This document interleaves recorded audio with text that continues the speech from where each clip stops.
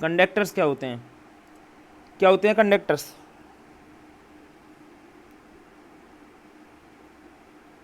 बताओ कंडक्टर्स क्या होते हैं?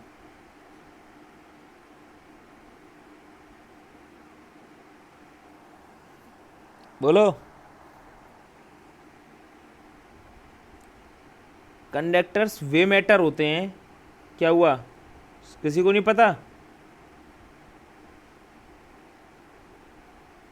सर जिनके अंदर फ्री इलेक्ट्रॉन्स होते हैं और चार्ज इजीली कैरी होता है। फ्री इलेक्ट्रॉन्स होते हैं, चार्ज इजीली कैरी होता है, ठीक है। लेकिन एक चीज़ के बारे में हम ये कह सकते हैं जो हमारी मेन चीज़ होती है कि कंडक्टर्स वे मैटर होते हैं। कंडक्टर्स वे मैटर होते हैं जिनसे इलेक्ट्रिसिटी ईजीली फ्लो होती है। कंडक्टर्स वे मैटर होते हैं जिनसे इलेक्ट्रिसिटी जिनसे इलेक्ट्रिसिटी ईजीली फ्लो होती है। क्या? कंडक्टर्स वे मैटर होते हैं जिनसे इलेक्ट्रिसिटी ईजीली फ्लो होती है, ठीक है। इनमें फ्री इलेक्ट्रॉन्स होते हैं, ठीक है। लेकिन बेटा कंडक्टर्स में फ्री इलेक्ट्रॉन्स के साथ साथ बाउंड इलेक्ट्रॉन्स भी होते हैं। कंडक्टर्स में फ्री इलेक्ट्रॉन के साथ साथ बाउंड इलेक्ट्रॉन भी होते हैं क्या? देखो, मैं कुछ लाइंस पढ़ रहा हूं, ये तुम देखना। Conductors contain mobile charge carriers. Conductors contain mobile charge carriers. मतलब कंडक्टर्स के पास ये जो होते हैं ना चार्ज कैरियर करने वाले मोबाइल, ये होते हैं मोबाइल चार्ज कैरियर। इनमें क्या है, चार्ज कैरियर होते हैं ये, ठीक है। छोटे छोटे पैकेट्स के रूप में या छोटे छोटे बंडल के रूप में होते हैं मोबाइल चार्ज कैरियर, ठीक है। In metallic conductors these charge carriers are electrons. जो मेटालिक कंडक्टर होते हैं, जो मेटल के कंडक्टर होते हैं ना, पढ़ा होगा तुमने, मेटल कंडक्टर होता है, पढ़ा है क्या? अरे तुमने पीरियोडिक टेबल पढ़ी है क्या?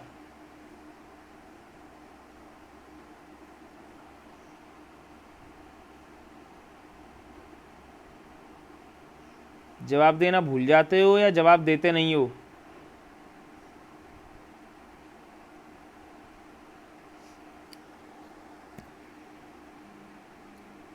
क्या तुमने पीरियोडिक टेबल पढ़ी है? हाँ या ना? हाँ सर पढ़िए ना। अगर तुमने पीरियोडिक टेबल पढ़ी है तो उसमें तुमने मेटल नॉन मेटल पढ़े होंगे। तो उसमें जो मेटल होते हैं ना, वो मेटल कंडक्टर होते हैं, ठीक है। तो जो मेटेलिक कंडक्टर होते हैं उनमें चार्ज कैरियर्स तो इलेक्ट्रॉन होते हैं। क्या होते हैं? इलेक्ट्रॉन। इलेक्ट्रॉन्स को हम कह सकते हैं चार्ज कैरियर्स। मतलब इलेक्ट्रॉन जो होता है वही चार्ज को लेके जाता है। इलेक्ट्रॉन की वजह से इस पर पॉजिटिव चार्ज आता है, इस पर नेगेटिव चार्ज आता है, ठीक है। इन अ मेटल, एक मेटल में the outer electrons part away from their atoms and are free to move. Metal में क्या होता है, जो बाहर की सतह के एटम होते हैं ना, बाहर की सतह के, तुमने देखा होगा तुम्हारे पास जब एटम होता है तो इस तरीके से, तो ये क्या होता है तुम्हारे पास, न्यूक्लियस, जिसमें प्रोटॉन न्यूट्रॉन होते हैं। फिर इस तरीके से तुम्हारे पास बने होते हैं ना, ये कोश बने होते हैं क्या, इस तरीके से, ठीक है। तो इसमें जो बाहर के इलेक्ट्रॉन होते हैं ना, बाहर की वैलेंसी जो होती है, बाहर के इलेक्ट्रॉन क्या होते हैं, अपने एटम से अलग हो जाते हैं और फ्री हो जाते हैं, घूमने के लिए फ्री हो जाते हैं, ये कहीं भी घूम सकते हैं इस एटम में, ठीक है। These free electrons are these electrons are free within the metal but not free to leave the metal. ये जो इलेक्ट्रॉन्स हैं इनका क्या होता है, ये फ्री तो हो जाते हैं, ठीक है। ये फ्री तो हो जाते हैं, लेकिन सिर्फ मेटल के अंदर घूम सकते हैं, मेटल से बाहर नहीं जा सकते ये, ठीक है। The free electrons form a kind of gas. ये एक गैस के रूप में इकट्ठे हो जाते हैं, एक गैस का रूप ले लेते हैं। They collide with each other and with the ions. और ये क्या है, एक दूसरे के साथ जुड़ जाते हैं। जैसे मानो तुम्हारे पास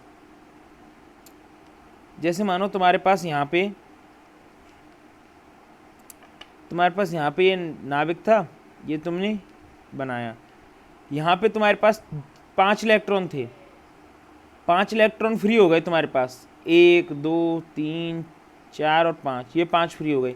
तो कुछ तो इनमें से एक दूसरे के साथ जुड़ जाएंगे, जैसे ये तीनों इलेक्ट्रॉन एक दूसरे के साथ जुड़ गए, और कुछ इलेक्ट्रॉन इनमें आयन के साथ जुड़ जाते हैं। किसके साथ? आयन्स के साथ। ठीक है, तो ये या तो एक दूसरे से आयन्स के साथ कोलाइड हो जाते हैं and move randomly in different direction, और रैंडमली डिफरेंट डायरेक्शन में मूव करते हैं। इस तरीके से देखो, ये अलग अलग डायरेक्शन में मूव करते हैं। ठीक है, in an external electric field, और जब यहाँ पे कोई भी इलेक्ट्रिक फील्ड हमने लगा दिया, अगर ये डिफरेंट डायरेक्शन में मूव कर रहे हैं, और अगर यहाँ पे हमने कोई भी इलेक्ट्रिक फील्ड लगा दिया, जैसे देखो यहाँ पे मान लो ये न्यूक्लियस है, यहाँ पे ये इस तरीके से हैं, ये 5 इलेक्ट्रॉन हैं, ये ठीक है 5-6 इलेक्ट्रॉन है, यहाँ पे तुमने इलेक्ट्रिक फील्ड लगा दिया कोई भी ई, अगर इलेक्ट्रिक फील्ड लगा दिया ना, तो ये एक ही डायरेक्शन में, ठीक है, they drift against the direction of the field, ये फील्ड के अगेंस्ट वाली डायरेक्शन में खींचे चले जाते हैं। ठीक है, जैसे फील्ड तुमने लगाया है यहाँ, फील्ड तुम्हारा इस डायरेक्शन में लग रहा है, किस डायरेक्शन में? फील्ड तुम्हारा इस डायरेक्शन में लग रहा है इलेक्ट्रिक फील्ड, तो ये इस डायरेक्शन में जाने लग जाएंगे, इस डायरेक्शन की तरफ ड्रिफ्ट हो जाएंगे ये। ठीक है, the positive ions made up the nuclei and the bound electrons remain held in their fix position. जो पॉजिटिव आयन होते हैं ना, वो तो इस न्यूक्लियस में जाके छुप जाते हैं, पॉजिटिव आयन तो इस न्यूक्ली में जाके छुप जाते हैं, न्यूक्लियस में,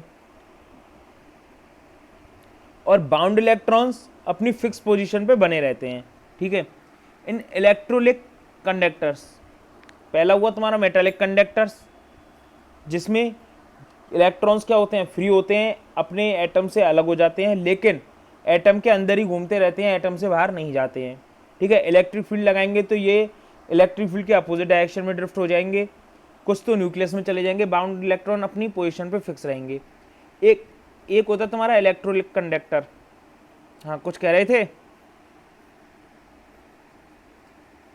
एक होता है तुम्हारा इलेक्ट्रोलिक कंडक्टर।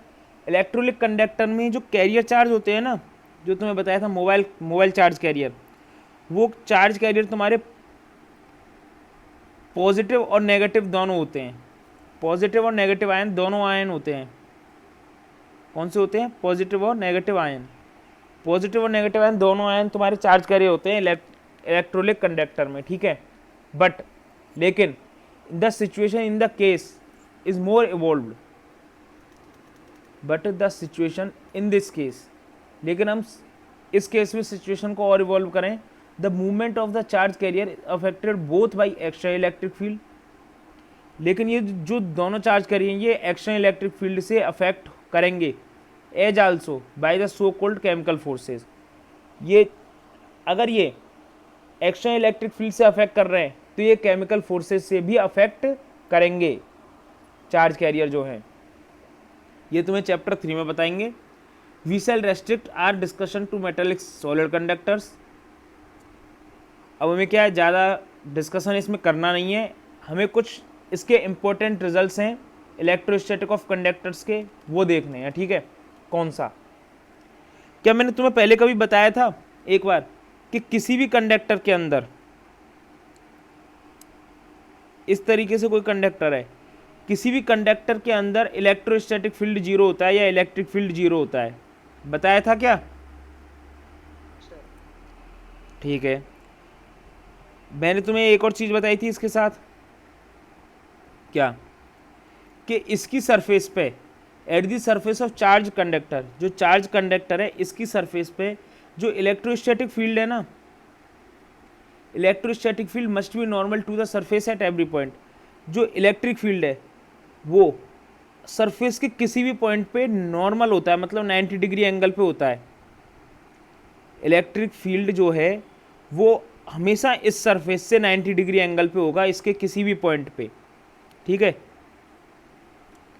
जैसे यहाँ पे कोई इलेक्ट्रिक फील्ड लग रहा है, मैं इस पॉइंट पे देखूँ तो इस पॉइंट पे भी इलेक्ट्रिक फील्ड इसके 90 डिग्री एंगल पे होगा, नॉर्मल होगा, इसके भी 90 डिग्री एंगल पे होगा, इसके भी 90 डिग्री एंगल पे होगा। ठीक है, ये इसके नॉर्मल होगा, ठीक है, क्योंकि अगर नॉर्मल नहीं होता ना तो ये it would have some non zero component, तो ये कुछ नॉन जीरो कंपोनेंट भी रखता है अपने साथ सरफेस पे। Free charges on the surface of the conductor would then experience force and move. In this static situation, therefore, E should have no tangential component. Thus, electrostatic field at the surface of a charged conductor must be normal to the surface at every point. ठीक है, अगला, the interior of a conductor can have no excess charge in static situation. इसका मतलब क्या है, देखना था, interior of a conductor can have no excess charge in the static situation, ठीक है, मतलब कंडक्टर के अंदर कोई भी इंटीरियर है ना, उसके पास कोई चार्ज नहीं होता, मतलब इसके अंदर कोई चार्ज नहीं होता स्टैटिक सिचुएशन में। देखो, अ natural conductor, a neutral conductor has equal amount of positive negative charges in every small volume और सरफेस एलिमेंट। तुम्हें ये चीज़ तो पता होगा कि न्यूट्रल कंडक्टर होगा तो उसमें पॉजिटिव और नेगेटिव चार्ज की वैल्यू सेम होगी क्या, इस छोटे छोटे वॉल्यूम में सरफेस एलिमेंट में, when the conductor is charge. लेकिन जब कंडक्टर को चार्ज कर देंगे ना, the excess charge can reside only on the surface. तो जो चार्ज उसने गेन किया है, कंडक्टर को जो चार्ज किया है, तो वो चार्ज है ना, वो उसकी सरफेस पे एक्सेस हो जाएगा, सरफेस पे फैल जाएगा, ठीक है। This follows from the Gauss law, ये चीज़ तुम्हें गॉस लॉ था तब बताई थी। Consider any arbitrary volume element V inside a conductor, ठीक है, कोई भी आर्बिट्रेरी वॉल्यूम एलिमेंट मानो V on the closed surface S bounding the volume element V. ये क्या है, क्लोज सरफेस एस है, ये बाउंडिंग एलिमेंट, ये वॉल्यूम एलिमेंट बी से बाउंड होगी, इलेक्ट्रोस्टैटिक फील्ड जीरो होगा, ठीक है।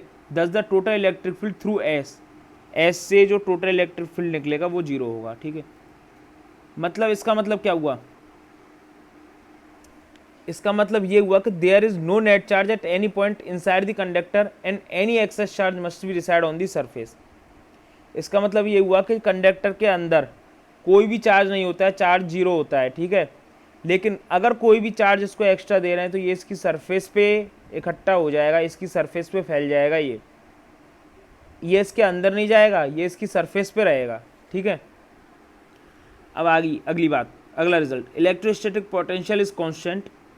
इलेक्ट्रोस्टैटिक पोटेंशियल कांस्टेंट होता है through out the volume of the conductor, volume conductor के वॉल्यूम से निकलने वाला इलेक्ट्रोस्टैटिक पोटेंशियल कांस्टेंट होता है and has the same value on inside and its surface. और इलेक्ट्रोस्टैटिक पोटेंशियल की जो वैल्यू होती है वो कंडक्टर के अंदर और कंडक्टर की सरफेस दोनों पे सेम होती है, ठीक है। अगला, electric field at the surface of a charge conductor.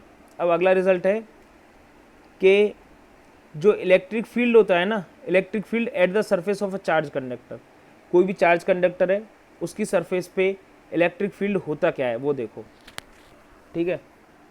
तो देखो, तुम्हें बताया था, मान लो ये कोई सरफेस है, ठीक है, इस सरफेस के लिए तुम्हें जब मैंने इलेक्ट्रिक फील्ड बताया था तो तुम्हें बताया था कि मैंने वॉल्यूम एलिमेंट इलेक्ट्रिक फील्ड ये बताया था क्या, ई बराबर सिग्मा अपन एप्सिलॉन नॉट, जहाँ सिग्मा सरफेस चार्ज डेंसिटी होती है और साथ ही एन कैप होता है unit vector normal to the surface in the outward direction, ठीक है। देखो, टू डिराइव द रिजल्ट, इस रिजल्ट को डिराइव करने के लिए choose a pill box. Pill box क्या होता है तुम्हें पता है, किसी को भी पता है पिल बॉक्स क्या होता है? पिल बॉक्स, देखो पिल बॉक्स होता है एक बहुत छोटा बॉक्स, मतलब इस तरीके से जैसे कहते हैं ना, ये बहुत छोटा, इस तरीके से ये बहुत छोटा बॉक्स होता है ये, ठीक है। ये होता है, ये भी 3D में होता है पिल बॉक्स, ठीक है। इसकी क्या है, पिल बॉक्स की लंबाई तो ज़्यादा हो सकती है लेकिन जो इसकी हाइट है ना वो बहुत छोटी होती है, ठीक है। अगर हम कहीं पे गॉसियन सरफेस मानते हैं, तो मैं बताया था गॉस लॉ करते हैं जब गॉसियन सरफेस मानते हैं ना, तो अगर तुम गॉसियन सरफेस मान रहे हो तो अब इसकी गॉसियन सरफेस क्या इतनी बड़ी मानोगे? नहीं, एक काम करो, इसकी गॉसियन सरफेस हम छोटी सी मान सकते हैं, बिल्कुल छोटी, पिल बॉक्स के रूप में, इस तरीके से। ये क्या हो जाएगा? छोटा सा पिल बॉक्स हो जाएगा, ठीक है। इसे पिल बॉक्स के रूप में गॉसियन सरफेस हम मान सकते हैं कि ये क्या है? Gaussian surface. इसका एरिया है डेल्टा एस, ठीक है। Surface charge density sigma. तो देखो, इसे ड्राइव करने के लिए हमने क्या किया? एक पिल बॉक्स माना और एक छोटा सा सिलेंडर, ठीक है, जो कि गॉसियन सरफेस के रूप में मान लिया किसी भी पॉइंट पी पे सरफेस पे, ठीक है। The pill box is partly inside and partly outside. तो जो पिल बॉक्स होता है ना, ये पता है क्या होता है? ये इस सरफेस पे, जैसे ये सरफेस है तुम्हारी, ये इसके थोड़ा सा, मतलब तुम्हें कैसे बताएं, ये इस तरीके से होता है, इसके ऊपर रखा होता है ये, मतलब जैसे तुम्हारी बुक है, ठीक है। तुम्हारी बुक पे अगर मैं कोई पिल बॉक्स रखूँ, तुम्हारी बुक में पिल बॉक्स रखूँ, तो ये है कि तुम्हारी बुक में आधा पिल बॉक्स तो तुम्हारी बुक के अंदर रख दूँ और आधा पिल बॉक्स तुम्हारी बुक के बाहर रखूँ, ठीक है। मतलब पिल बॉक्स को मैं खड़ा रखूँ इस पर, जैसे मोबाइल पे मैं पेन को खड़ा रखूँ, ठीक है। तो क्या है, मैं इस तरीके से रखूँ कि आधा पेन तो मोबाइल के अंदर हो और आधा पेन मोबाइल के बाहर हो, इस तरीके से मैं इस पर पिल बॉक्स रखूँगा, ठीक है, जो पार्टली तो इनसाइड हो और पार्टली आउटसाइड हो सरफेस के। It has a small area of cross section delta S and negligible height. इसका जो क्रॉस सेक्शन है, मतलब वक्रपृष्ठ जो हम कहते हैं ना, वक्रपृष्ठ, तुम्हें पता है सिलेंडर में वक्रपृष्ठ होती है, ये वाली होती है ना, ये वाली क्रॉस, ठीक है। इसका एरिया डेल्टा एस है और हाइट इसकी नेग्लिजिबल है। ये जो हाइट है ये बहुत छोटी है, नेग्लिजिबल हाइट, ठीक है। Just inside the surface, surface के इनसाइड द इलेक्ट्रोस्टैटिक फील्ड 0 होता है।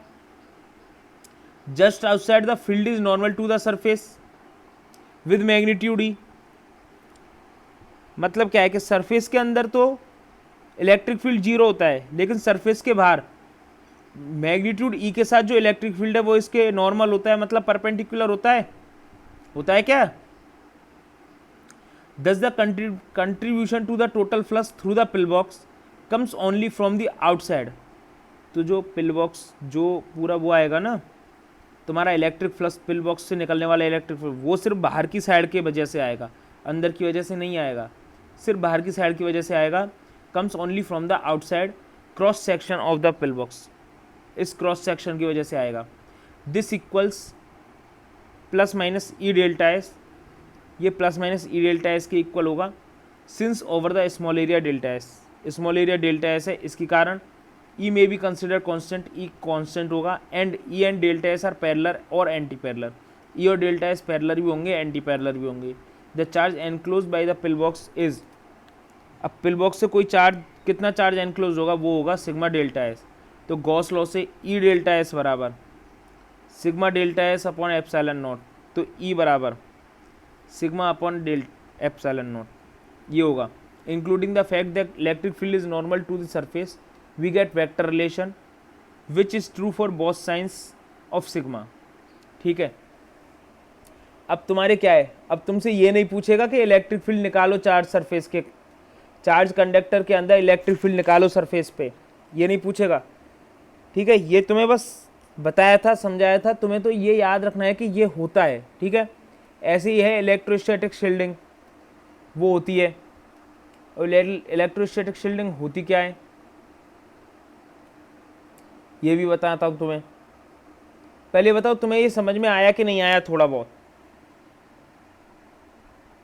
आया क्या? आ गया थोड़ा।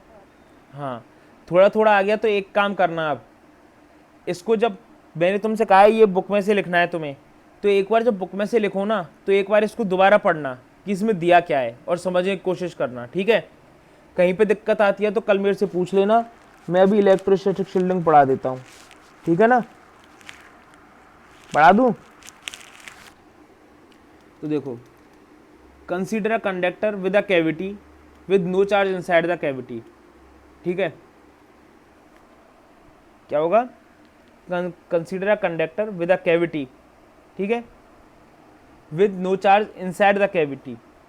A remarkable result is that the electric field inside the cavity is zero। हमारा रिजल्ट क्या था कि कैविटी के अंदर कोई इलेक्ट्रिक फील्ड है, वो क्या होगा, जीरो होगा, ठीक है, क्या होगा, जीरो। इलेक्ट्रिक फील्ड जीरो होता है कंडक्टर के अंदर। वॉट एवर द साइज कोई भी हो, शेप कोई भी हो कैविटी को ये समझो तुम एक सरफेस मान लो, ठीक है। कैविटी होता क्या है, कैविटी एक तरह की सरफेस होती है, ठीक है, क्या होती है, सरफेस होती है cavity. Whatever be the size और shape of the cavity, whatever be the charge on the conductor पे कोई भी चार्ज हो, कुछ भी हो, तुम्हें ये पता है कि कंडक्टर के अंदर इलेक्ट्रिक फील्ड हमेशा जीरो होता है, पता है ना। And external field in which it might be placed, और एक्सटर्नल फील्ड वो होता है जिसमें हम इसे प्लेस करेंगे, जिस एक्सटर्नल फील्ड में प्लेस करेंगे वही एक्सटर्नल फील्ड आएगा इसमें, ठीक है। We have proved a simple case of result already, हमने एक रिजल्ट पहले प्रूव कर दिया था। The electric field inside a charge spherical shell is zero, ये तुम्हें पढ़ाया नहीं था कि स्फेरिकल सेल के अंदर, चार्ज स्फेरिकल सेल के अंदर इलेक्ट्रिक फील्ड जीरो होता है, ये तुम्हें चैप्टर फर्स्ट में पढ़ाया नहीं था क्योंकि तुम्हारे कोर्स से हटा दिया है। The proof of the result for the shell makes use of the spherical symmetry of the shell, ये लाइन छोड़ो तुम, क्योंकि ये तुम्हारे चैप्टर फर्स्ट में थी, ये तुम्हें समझाने बैठूंगा तो तुम्हें पूरा समझाना पड़ेगा spherical symmetry.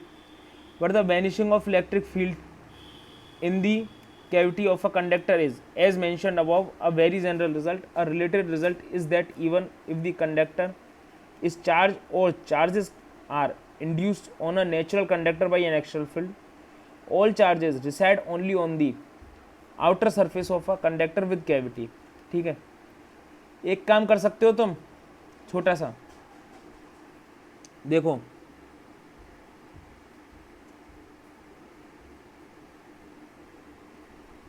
The field inside the cavity is always zero, cavity के अंदर जो फील्ड होगा वो हमेशा जीरो होगा, that is known as electrostatic shielding, ठीक है। इसका मतलब ये है कि कैविटी कोई सी भी हो, ठीक है, कैविटी पे कितना भी चार्ज हो, कितना भी एक्सटर्नल फील्ड लगा दें, ठीक है, if the conductor is charge और charges are induced on a natural conductor by external field और charges reside only on the outer surface of a conductor with cavity, तो कैविटी के साथ जो भी चार्ज हम इसको देंगे वो सिर्फ इसकी आउटर सरफेस पे ही होगा, ठीक है, वो इसकी आउटर सरफेस पे होगा, वो इसके अंदर नहीं होगा। तो हम कुछ भी कर लें, इनसाइड कैविटी के अंदर जो इलेक्ट्रिक फील्ड होगा वो हमेशा जीरो होगा, कैविटी के अंदर जो इलेक्ट्रिक फील्ड होगा वो हमेशा जीरो होगा, ठीक है, कैविटी के अंदर इलेक्ट्रिक फील्ड हमेशा जीरो ही होगा। और जब कैविटी के अंदर इलेक्ट्रिक फील्ड हमेशा जीरो होगा ना, यही तुम्हारा शील्डिंग होता है, क्या होता है, यही होता है तुम्हारा इलेक्ट्रोस्टैटिक शील्डिंग, के कैविटी के अंदर चार्ज हमेशा ही जीरो रहे, चाहे हम कुछ भी कर लें, ठीक है।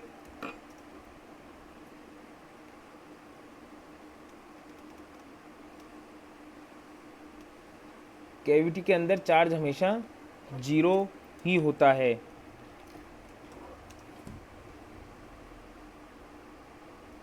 The vertical cavity surface emitter less semiconductor, ठीक है। अगर ये होता है तो ये तुम्हारी इलेक्ट्रोस्टैटिक शील्डिंग होती है, क्या होती है, यही तुम्हारी इलेक्ट्रोस्टैटिक शील्डिंग होती है, ठीक है। ये सिर्फ तुम्हें पढ़ना है, तुम्हारे एग्जाम में आता है तो तुम्हें लिख के आना है कि इलेक्ट्रोस्टैटिक शील्डिंग होती है, ये इसका रिजल्ट है, इलेक्ट्रोस्टैटिक शील्डिंग होती है। इलेक्ट्रोस्टैटिक शील्डिंग क्या होती है, एक लाइन लिख देना इलेक्ट्रोस्टैटिक शील्डिंग में ओनली, कि इफ चार्ज इन कैविटी, जो कैविटी के अंदर टोटल चार्ज होता है अगर वो जीरो है, कैविटी के अंदर चार्ज जीरो है, कैविटी के अंदर चार्ज जीरो है तो ये हमेशा इलेक्ट्रोस्टैटिक शील्डिंग होती है, ठीक है। अब आता है तुम्हारा डाइलेक्ट्रिक एंड पोलराइजेशन, ये मैं तुम्हें कल पढ़ाऊंगा।